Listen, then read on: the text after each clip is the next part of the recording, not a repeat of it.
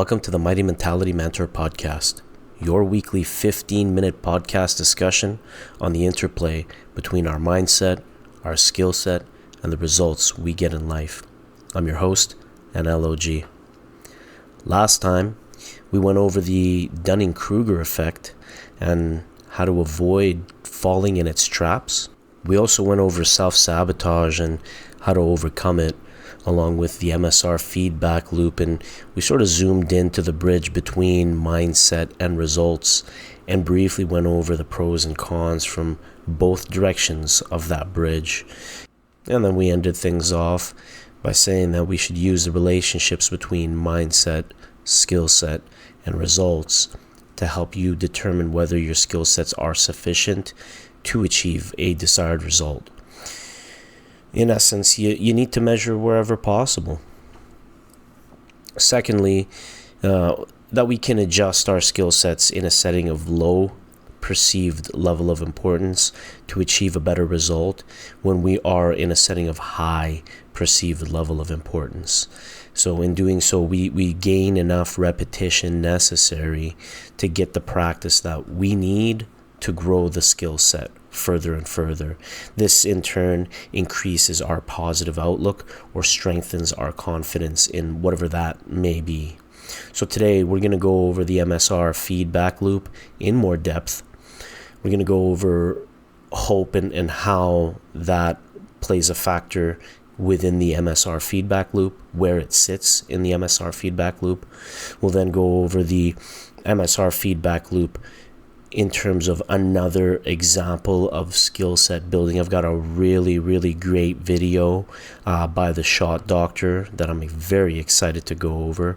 And then lastly, we're going to kind of end things off and segue into next month, going over how analysis paralysis can kind of fool us into thinking things need to be perfect. Okay, so let's get right into it, guys.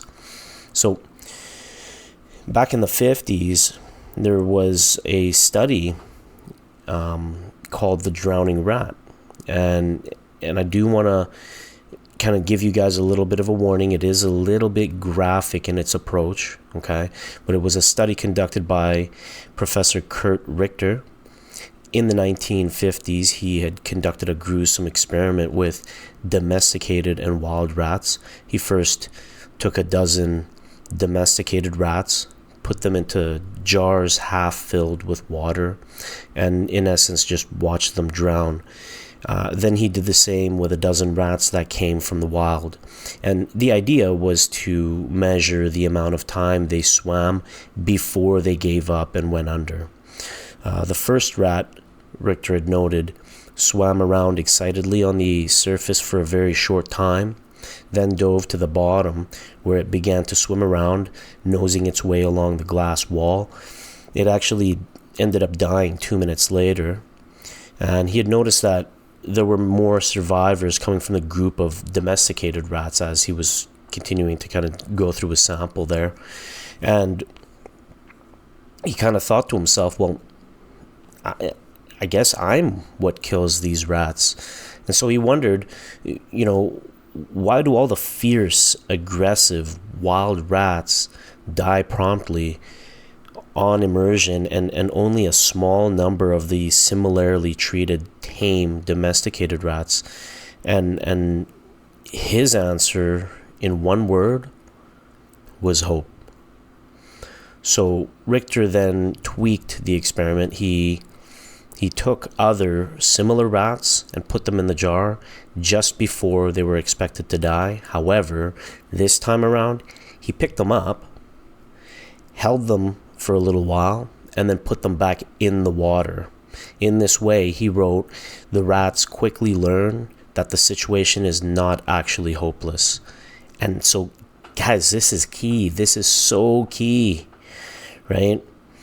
Pay attention to the rats that were from the wild, because these rats from the wild didn't really have a strengthened sense of friendship. There's no hope. They see and realize that they're in a absurd situation, and they lose all hope because there's no friendship, there's no hope that anybody is going to save them. And the domesticated rats did better because at the very least they could see their, the lab workers.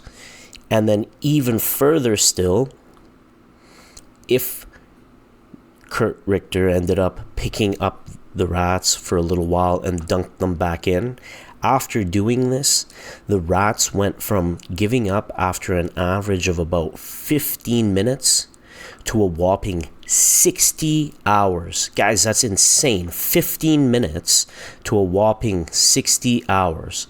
Okay? Take note of the duality in this example on both how the mindset affects results, right? Because the wild rats and their mindset with respect to friendship and hope, and how that affected their results, and how the results affect our mindset. So the example of the domesticated rats getting picked back up, understanding that, hey man, there's a hope that I might get picked up here and I'm not gonna die. So I gotta just push through just that extra little bit more, right?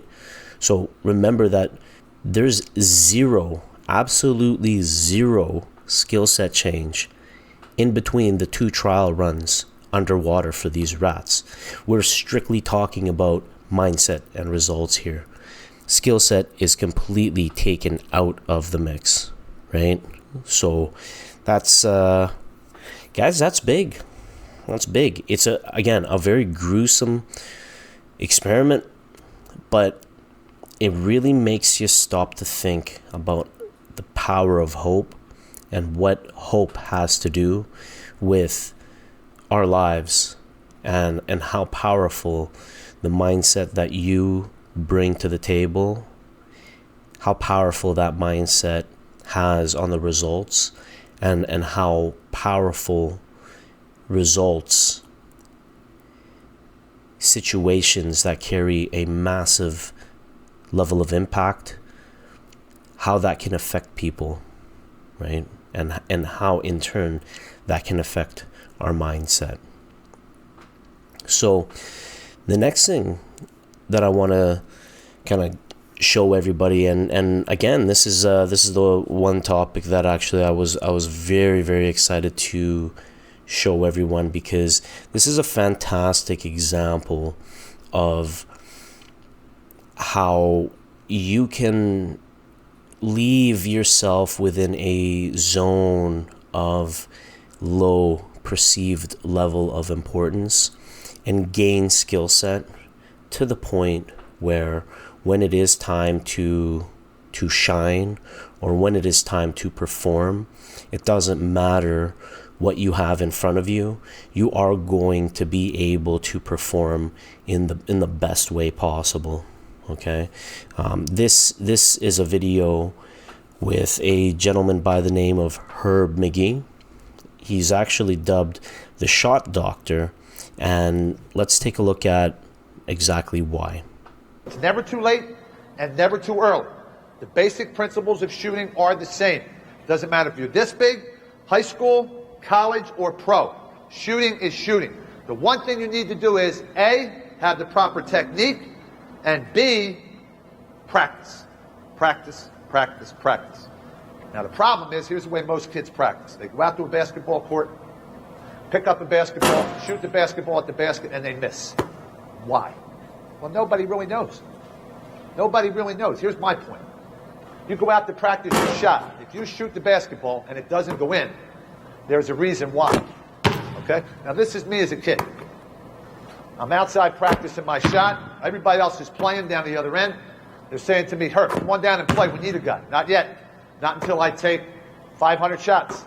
Because I'm going to do it every single day.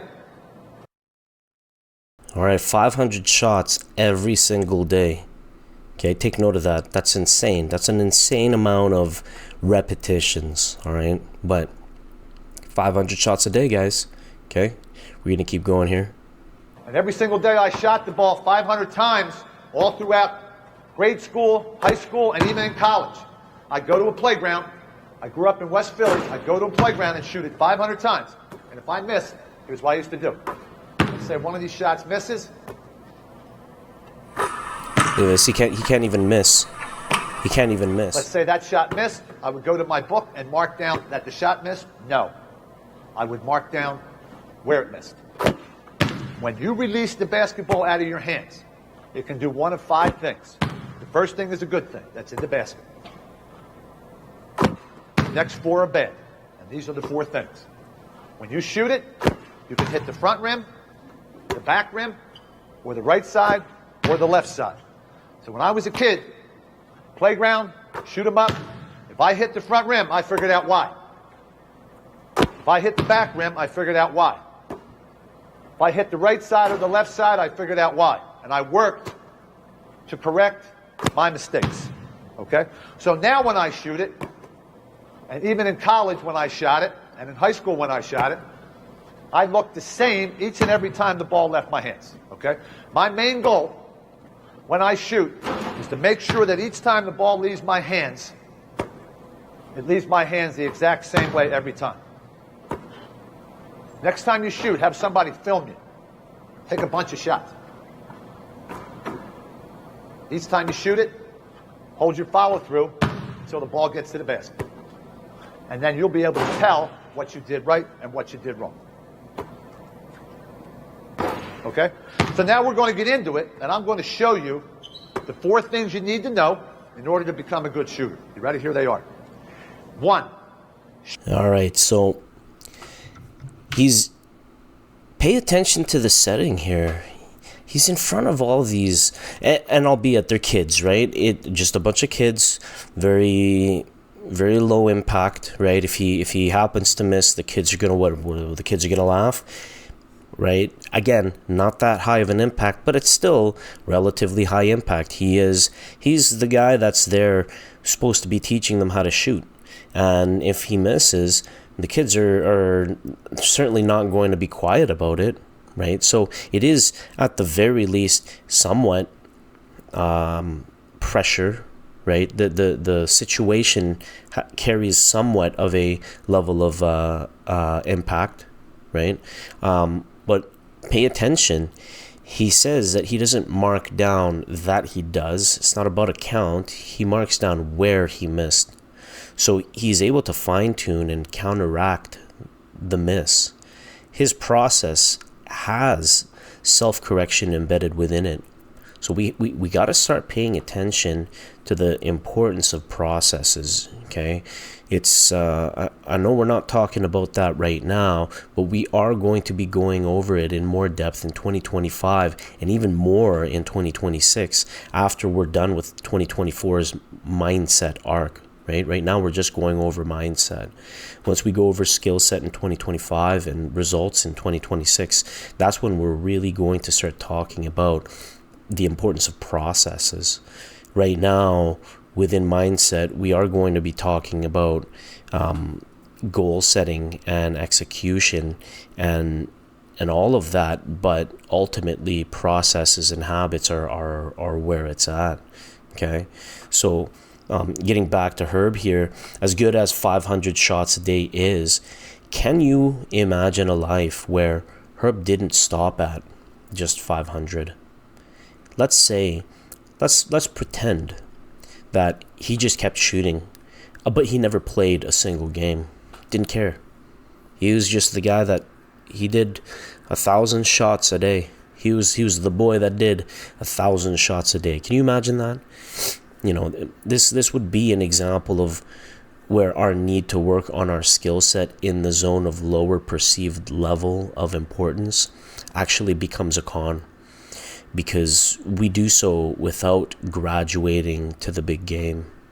So practicing the speech, but then postponing the presentation, or, you know, playing chess puzzles endlessly and never playing against people online, or sparring only in practice but never competing, or even worse, only coming to class for the instructional but never free rolling and or sparring. So thus never really giving yourself the chance to feel what a real altercation level of speed feels like. you're always going against a limp individual. It's reciting theory and concepts, but never really applying them properly in practice when an emergency situation arises. Okay, so this is analysis paralysis. Okay, and it can come from the fear of the big moment being disguised as the desire to do things absolutely perfect in practice.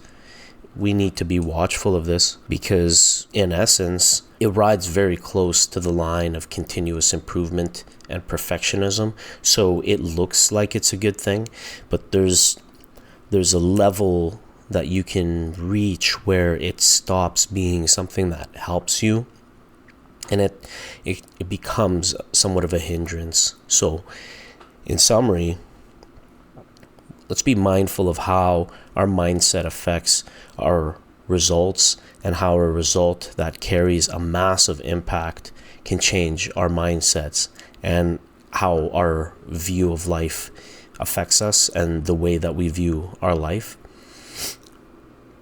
Be okay with spending time in the zone of low perceived level of importance to get your practice in, so that by the time the big moment arises, you're gonna be ready to perform.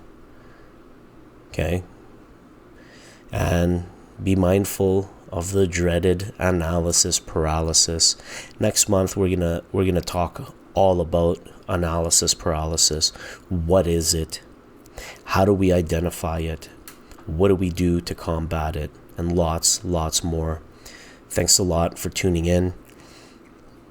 Give us a follow on Spotify and Apple Podcasts, on YouTube, Instagram, and TikTok at Mighty Mentality Mentor, on Facebook at mighty.mentality.mentor, and on X at Mighty Mentality. Thanks again for tuning in.